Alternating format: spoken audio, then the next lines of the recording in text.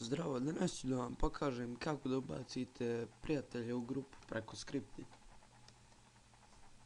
Prvo što treba da uradite je da nađete sajt sa kodom koji će biti u deskripciji. Evo, ja sam ga našao, stavit ću ga u deskripciju. Sljedeće što treba da uradite je da stisnete F12 na tastaturu. I evo šta će vam izaći. Ovdje nalijepite kod i enter stisnete.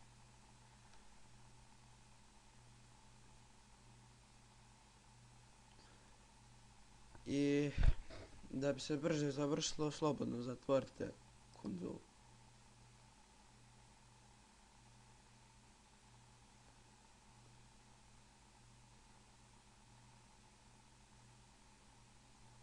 Ja sam ovo već uradio, pa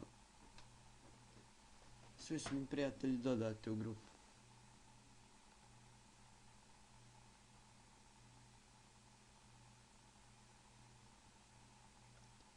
I na kraju će vam ovo izaći. Koliko je prijatelja dodato, koliko nije. To bi bilo to. Hvala na gledanju.